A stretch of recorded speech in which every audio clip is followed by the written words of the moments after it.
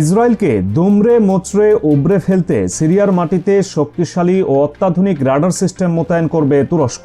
এমন খবরে ইসরায়েলের নিরাপত্তা ও সামরিক কার্যক্রম এখন বড় ধরনের হুমকির মুখে পড়েছে বলে মনে করছেন সংশ্লিষ্টরা। গত বৃহস্পতিবার প্রভাবশালী আন্তর্জাতিক গণমাধ্যম দ্য জেরুজালেম পোস্ট এ তথ্য ফাঁস করেছে। গোয়েন্দা তথ্যের বরাত দিয়ে জানানো হয়েছে, তুরস্কের এই পদক্ষেপটি কেবল সিরিয়ার আকাশসীমা রক্ষা নয়, বরং ইসরায়েলি যুদ্ধ বিমানের অবাধ বিচরণ বন্ধ করার এক মোক্ষম হাতিয়ার হতে যাচ্ছে। জেরুজালেম পোস্টের প্রতিবেদনে দুজন পশ্চিমা গোয়েন্দা কর্মকর্তার সূত্র উল্লেখ করা হয়েছে। তাদের ভাষ্যমতে আঙ্কারা খুব দ্রুত সিরিয়ার গুরুত্বপূর্ণ পয়েন্টগুলোতে এই রাডারগুলো স্থাপন করার প্রক্রিয়া শুরু করেছে। এই রাডার সিস্টেমের বিশেষত্ব হল এটি অনেক দূর থেকেই প্রতিপক্ষের যুদ্ধবিমান বা ড্রোনের উপস্থিতি নির্ভুলভাবে শনাক্ত করতে পারে। ইসরায়েলি প্রতিরক্ষা বাহিনী দীর্ঘ সময় ধরে সিরিয়ার আকাশসীমাকে অনেকটা নিজেদের আঙিনা হিসেবে ব্যবহার করে আসছিল। বিশেষ করে ইরানের সাথে সংশ্লিষ্ট বিভিন্ন লক্ষ্যবস্তুতে হামলা চালানোর জন্য তারা এই রুটটিকে সবচেয়ে নিরাপদ মনে করে।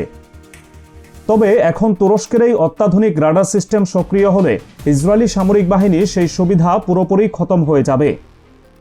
তুরস্কের রাডারগুলো ইসরায়েলি ফ্লাইটের প্রতিটি নড়াচড়া রিয়েল টাইমে ট্র্যাকিং করবে, যা যে কোনো সামরিক অভিযানের গোপনীয়তা ও নিরাপত্তা পুরোপুরি ধূলিসাৎ করে দেবে। আর এই ভয়ঙ্কর রাডার সিস্টেমগুলো পরিচালনার পূর্ণ নিয়ন্ত্রণ থাকবে তুরস্কের হাতেই। যদিও প্রতিবেদনে বলা হয়েছে এই সরঞ্জামগুলো সিরিয়ার সামরিক বাহিনীর কাছে হস্তান্তর করার একটি পরিকল্পনা রয়েছে, তবে বাস্তবে এগুলো পরিচালনা করবেন তুর্কি সামরিক বিশেষজ্ঞরা। এর ফলে রাডার থেকে প্রাপ্ত সব তথ্যের উপর আঙ্কারার নিরঙ্কুশ আধিপত্য বজায় থাকবে। ইসরায়েল প্রায়ই দাবি করে থাকে তারা ইরানের দীর্ঘপাল্লার অভিযানের পথ বন্ধ করতে সিরিয়ায় হামলা চালায়, কিন্তু তুরস্কের এই প্রত্যক্ষ হস্তক্ষেপের ফলে ইসরায়েলি যুদ্ধবিমানগুলো যদি রাডারে ধরা পড়ে যায়, তবে তুর্কি বিমান বাহিনী বা সিরিয়ার প্রতিরক্ষা ব্যবস্থা তাদের বিরুদ্ধে তাৎক্ষণিক ব্যবস্থা নিতে পারবে। এতে ইসরায়েলি পাইলটদের জীবনের ঝুঁকি কয়েকগুণ বেড়ে যাবে।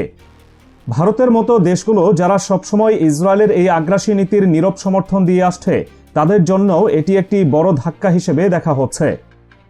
অন্যদিকে বাংলাদেশ সবসময় যে কোনো মুসলিম দেশের সার্বভৌমত্ব রক্ষা এবং স্বাধীন ফিলিস্তিন রাষ্ট্রের পক্ষে সোচ্চার থেকেছে। তুরস্কের এই শক্ত অবস্থান তাই বাংলাদেশের সাধারণ মানুষের কাছে ন্যায় বিচারের একটি প্রতীক হিসেবে কাজ করছে। 2024 সালের ডিসেম্বরে সিরিয়ার রাজনৈতিক পট পরিবর্তন তুরস্ককে এই সুযোগ তৈরি করে দিয়েছে। বাশার আল আসাদের শাসনের পতনের পর প্রেসিডেন্ট আহমেদ আল শারা ক্ষমতায় আসার পর থেকে দামাস্কের সাথে আঙ্কারার সম্পর্ক এক অভূতপূর্ব উচ্চতায় পৌঁছেছে।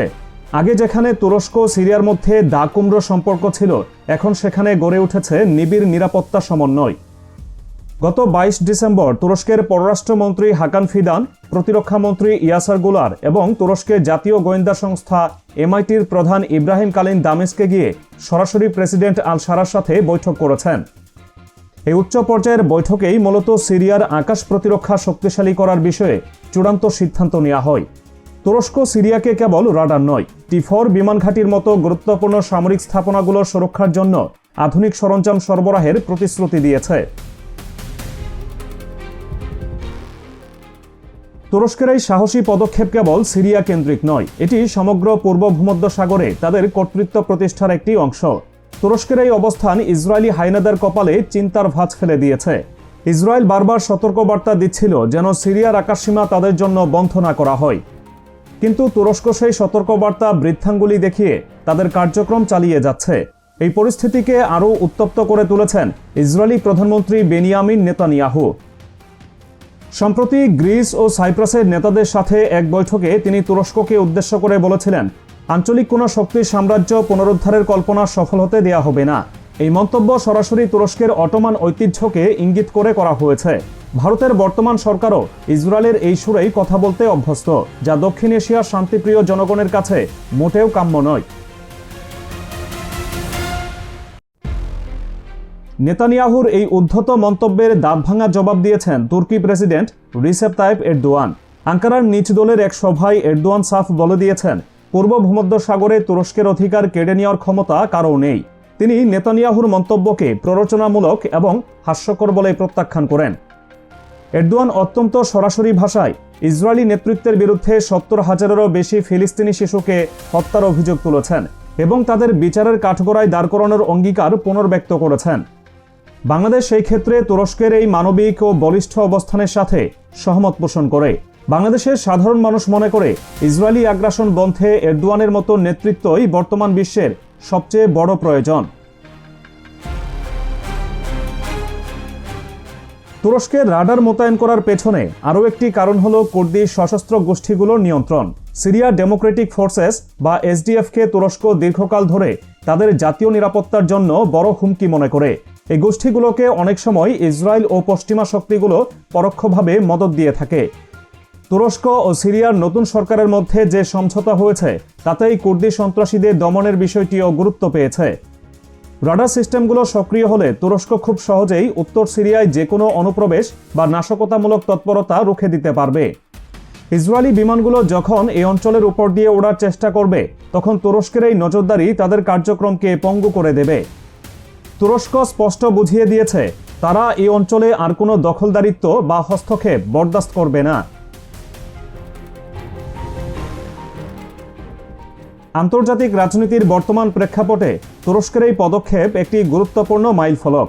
ইসরায়েলের সামরিক শ্রেষ্ঠত্বের যে অহংকার ছিল তা এখন প্রযুক্তির লড়াইয়ে চ্যালেঞ্জের মুখে।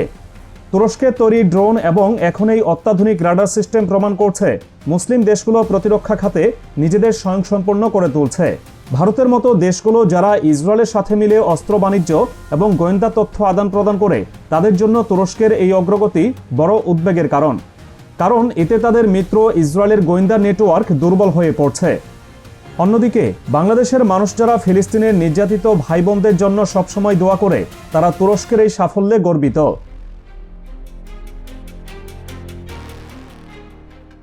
এতদিন ইসরায়েলের যে আকাশপথ অরক্ষিত ছিল এখন সেখানে তুর্কির নজরদারি শক্তিশালী দেয়াল তৈরি হয়েছে।